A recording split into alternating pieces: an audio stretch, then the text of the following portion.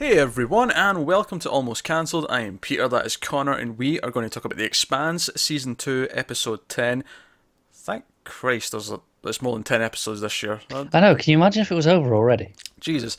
Episode 10, it's called Cascade. Full spoilers for the episode, as always. That's just funny, because last episode we talked a lot about how all different plot threads kind of fit thematically together. Like, they Yes. all were kind of, do the ends justify the means? And it was kind of funny in this one because at one point Prax talks about the greenery on the station, and he's talking about how the Cascade start and where the episode title comes from, and how because it's such a closed system, it's not a natural. Because in real life, in an actual ecosystem, those things will evolve and develop, and they'll find other ways. But Yeah. when it's like a closed system that's been artificially created, once one thing goes wrong, it'll be a chain of events until everything's just dead. Yeah. And because of the type of system on Ganymede, he's talking about how you never really know, because of the way the system is so complex, you don't really know what she's going to be hit next, what's the next thing to buckle is. It'll last for a few weeks, but then it'll start to crumble, it'll start to deteriorate, and it'll start to die. And I felt everything he was talking about, I'm like, he's just talking about the show. He's talking about this Yeah. Yeah. political climate. That's the point we're at now. It's like Yeah. something's about to go. We don't know exactly what. Oh, I think But we do it. I think, well, kind of. I think the end of the episode. I think Draper is the next thing. I think okay. Yeah. Draper's the next variable that can She's play the all these variable. things. Yeah. Yeah. That's fair. Because it was when we got to that scene at the end with Draper, when Avasarala gets a chance to talk to her one on one. I was like, I mean, obviously she's like, oh, you're lying, you're the enemy. There's f-bombs flying thick and fast at the end, and Avasarala's like, no, like this is Martian testing. It has to be, because it's not us. No, I'm not necessarily convinced it is. I believe it's not Earth, but I'm also inclined to think that it might not be Mars as well. It might not be, but alternatively, it may be. It may be, yeah. Especially since, like, Aaron Wright seems to have, like, turned over a new leaf. He seems to be, like, feeling guilty, and he feels to want to go. And I'm wondering if Avasarala attributes it to him. Oh, he's seen Eros and he's seen how disastrous this could be, and that's shown there every ways. The way before she said that, though, and she might be right, but before she said that, the way I was reading his, like, change of heart was because, wait a minute, it's not us that are tampering with this anymore. This has to be Mars that's working with this. That is dangerous. It's now them that are working on it, because maybe Yeah. he believes that Mouse went to them now, since he's not working with him, because he's been out of contact with him since everything's went down. And I was, I Yeah, thought that's possible. that was a really interesting scene though, when he just came in the office and like, right, this was going on, protomolecule Mao. I know this because I was working with him. Like, wait, is he just confessing? What's going on? Yeah. I like how he's like, yeah, you already know all this, didn't you? Yeah, you could tell in her face, like, right away. She was pretending like she didn't, but at the same time, it was like she did, and he could see straight through it, and it was great. I'm just giggling because your face is frozen, and I have just noticed. it's rather amusing. But yeah, no, I agree.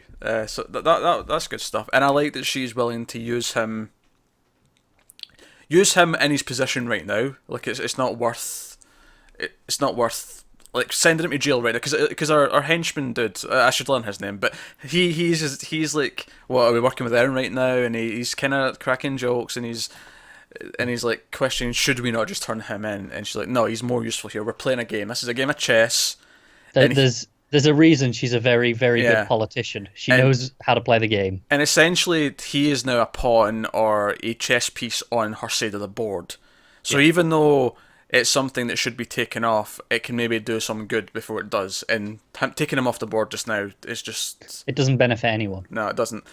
But yeah, so Draper obviously doesn't believe her right away. She doesn't believe her yet, but she knows she saw something. And as much as her superiors are saying, "Oh, you're making up these truths to explain to yourself why this happened, why your friends are dead, why your comrades are down,"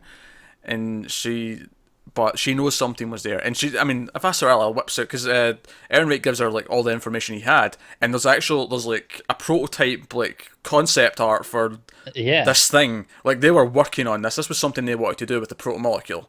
Yeah, this was, like I said, this was a proof of concept. Yeah, and like, she sees it. She sees the thing she saw on Ganymede, Yeah. and she holds back, but she doesn't talk about it. Yeah, and it's just waiting to see which way she falls now, isn't it? I think it is more interesting at this point because as much as we speculated she might do it during the whole hearing, Mm. I do think in the long run it is much more interesting for her character if, let's say, the Martians are the ones behind this now. Mm. Are they up to this? You're frozen again. I think we'll just have to accept you might be frozen for some of this. But so we accept the Martians might be the ones behind this. They might be the ones controlling the protomolecule and experimenting with it. And if that is the case, if she learns that her and her team were just sacrificial lambs, that they were just put out there to test this thing, that they don't value their lives, like how does that shake up her stern belief system? Yeah, how does she react to that? What does she do? And does she continue serving, knowing that she was a sacrifice? Does she think, oh, maybe there was a greater purpose and trusts in her superiors? Or does she defect, so to speak? I feel like defection, again, using that term loosely, Yeah. is more likely at this point because I feel like this episode, because before we get to this point where she gets to the ocean, because most of her plot this episode is that she wants to see the ocean before she leaves the planet, to the point where she breaks out of her room because she's under guard, she's not allowed to leave. And by the way, see when she breaks out, and it's like those big sort of, it's like a sort of step-like design on the building. Yeah. See when she falls because she's like sort of disorientated by the sun and she sees the bird. I was cringing because I felt like she was just going to hit her head in the corner or one of the steps. Yeah. I was like, It was filmed in such a great, like, realistic way that I just kept like, oh god, no, oh that looks painful. Yeah. Because none of them are individually that far a fall. Yeah. It's just one wrong bit and that's a smack on the head that's gonna hurt. It was the way she was ragdolling down them. It just it looked painful. It looked really painful.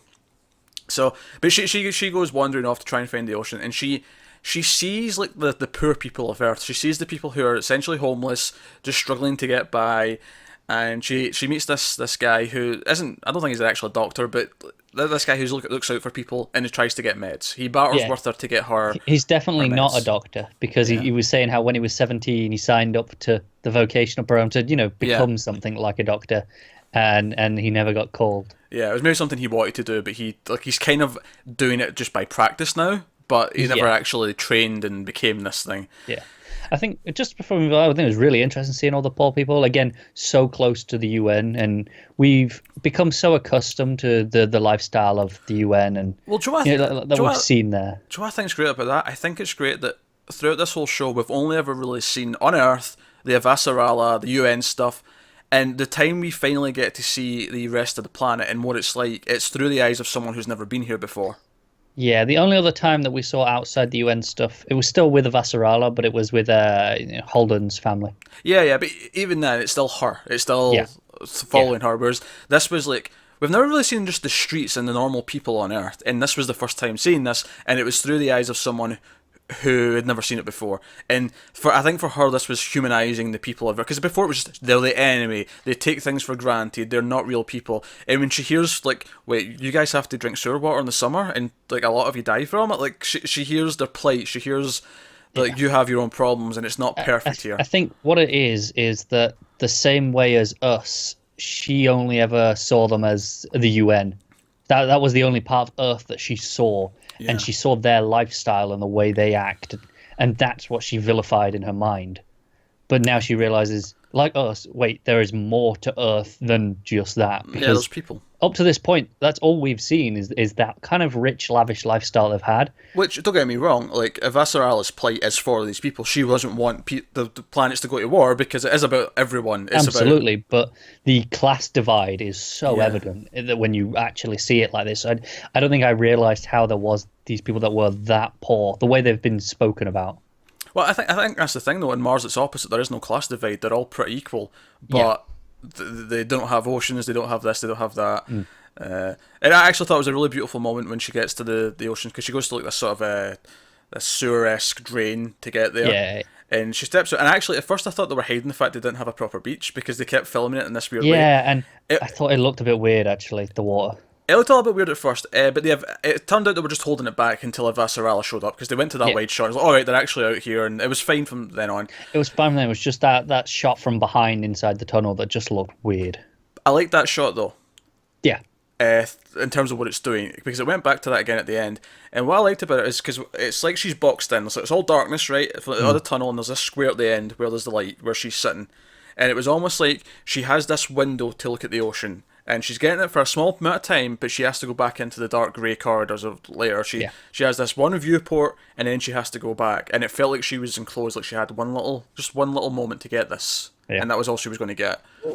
And I thought that was well done. I thought the shot was very specifically picked, and it thematically linked with what was going on and where she was right now. Absolutely. And I loved the music in that scene as well. You really got the awe that she was kind of feeling. It was one of my favorite musical moments in the last good handful of episodes, at least, and it was really good. Yeah. The music there was good.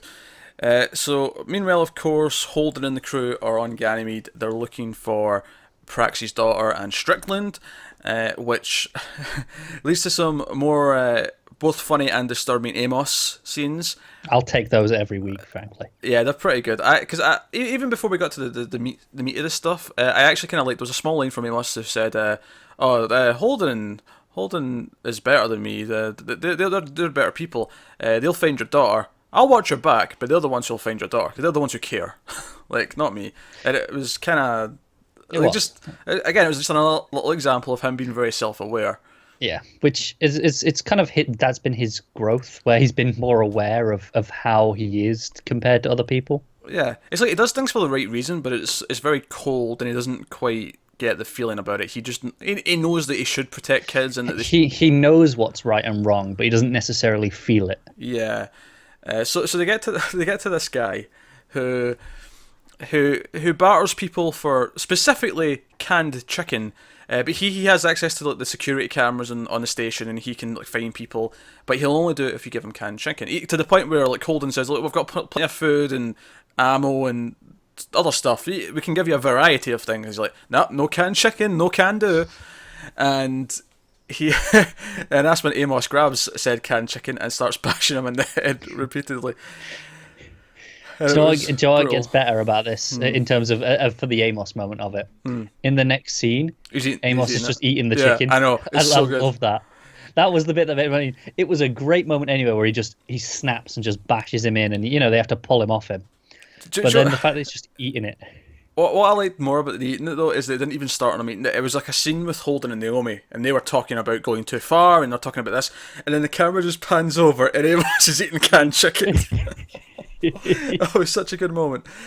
Oh dear. But what I liked about the whole that whole moment as well for the other characters is firstly with Amos, I liked that when Prax steps in and is like, "Hey, if you beat him to death, I'll never find my daughter," and he's like, "Oh yeah, that's a good point. That's what we're trying to do." And then he switches tactics and just pulls out the gun and threatens him. Yeah, he pulls out the gun and threatens him. But what I really like about this scene for the other characters is that we have Holden and we have Naomi, and Naomi goes to step in, and Holden's her back.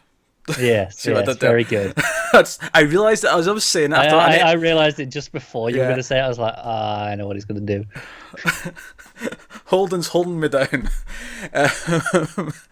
Right, so he holds her back, and of course that's enough, right? But at the end, after everything's done, and Amos makes the threat, and then the belter's like, no, pro bono, I'll do it. And it cuts back to a shot of them two, of Holden and Naomi, and their eyes from both of them were telling me so much. Holden was looking down at the guy, the belter, and he was like, "Oh, good, that worked." You could sort of see, right, mission accomplished. That was a success. Not in a happy way, but in like his gamble of holding her back and letting Amos do his thing worked. But at the exact same time, Naomi the entire time was staring at Holden, and it was like, "What the hell, man? You're going too far." Can you imagine like this time a season ago, if Holden had let Amos do that? I can't. You can't, can you? Because this time, just over a season ago, I guess, but he was holding a gun to Amos's head. Well, think about it. It's what Naomi says in the later scene. She says, every time one of us does something like this something dark to accomplish the mission, it makes the next time that much easier. Yeah. It gets easier. That's why Batman doesn't kill people, because he knows it's a slippery slope. Once you've done it once, the second time's easier. Yeah. Because you've already crossed the line. So that was all great stuff, and they see some footage of the girl and Strickland going into this old abandoned part of the Ganymede station that doesn't have cameras in it. So that will be where we're heading next episode. So that'll be fun. Yeah. So that's cool. Meanwhile, Alex is just listening to music, and he's